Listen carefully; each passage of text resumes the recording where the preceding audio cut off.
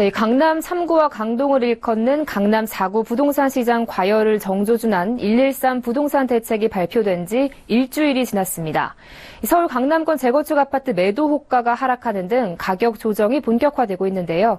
자세한 소식 김혜영 기자와 알아보겠습니다. 안녕하십니까? 안녕하세요.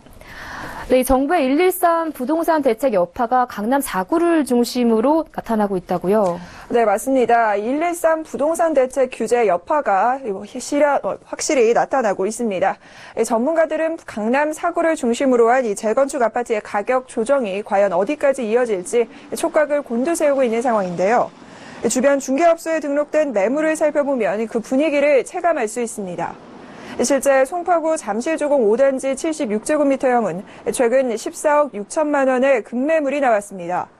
113 부동산 대책 발표 전만 해도 15억 3천만 원 정도에 거래됐던 매물인데요. 이렇듯 급매물을 제외하더라도 집주인들이 가격을 내리면서 현재 15억 원 선의 매도 호가가 형성된 상태입니다. 다른 강남권 재건축 단지도 얼어붙기는 마찬가지입니다.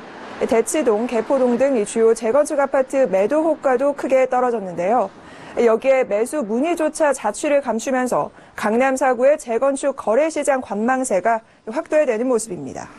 네, 지금 강남권의 재건축 아파트 값이 조정을 받는 모습인데요. 주변 아파트 값에도 악영향이 미쳤나요?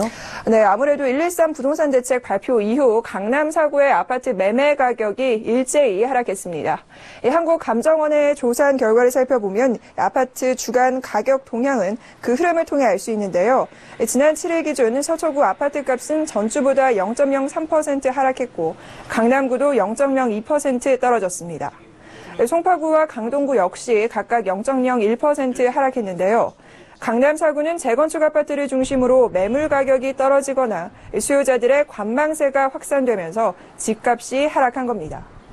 특히 강남, 서초, 송파 등 강남 3구 아파트 가격이 33주 만에 처음으로 마이너스 변동률을 보였습니다. 이번 주 서울 전체 아파트값 상승률도 0.11%로 전주 대비 0.04%포인트 줄었는데요. 강남 4구 아파트값의 하락 영향으로 풀이가 됩니다.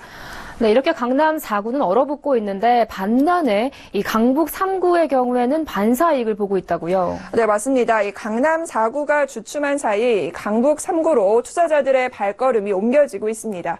실제 규제가 발표된 이후 규제 지역과 그렇지 않은 지역의 온도차가 뚜렷한 건데요.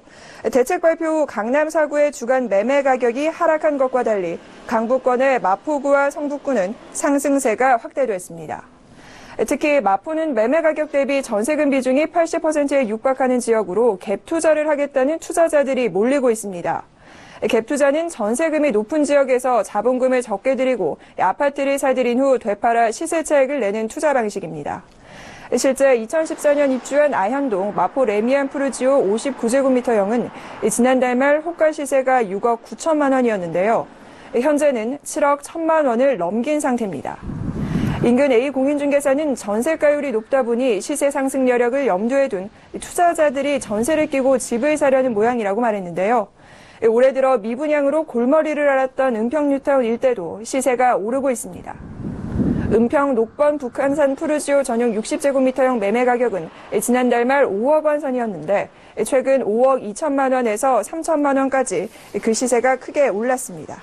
네, 이렇게 강남권 재건축의 가격 조정이 시작이 되면서 일부 수도권에서는 분양 일정을 연기하는 단지들도 늘고 있다고요. 네, 맞습니다. 113 부동산 대책의 후폭풍으로 신규 분양 시장에 급제동이 걸렸습니다. 실제로 일주일 사이 수도권에서만 12개 단지가 분양 일정을 연기했는데요. 당초 분양 물량보다 6천여 가구나 감소한 겁니다.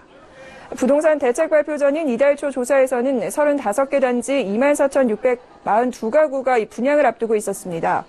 그러다 발표 후 분양 예정 물량을 살펴보니 23개 단지 18,453가구로 줄었는데요.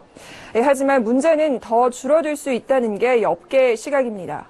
재개발, 재건축 등은 철거를 100% 완료해야 일반 분양 보증서를 발급받을 수 있고 무엇보다 규제 여파로 냉각되는 시장 분위기에 건설사들이 물량 조절에 나설 가능성이 높기 때문인데요. 재개발 단지 중에서는 11월 분양 계획을 아예 내년 이후로 늦춘 단지도 나오고 있습니다. 꿈의 숲 효성 해링턴 플레이스, 공덕 SK 리더스 뷰 등이 대표적입니다.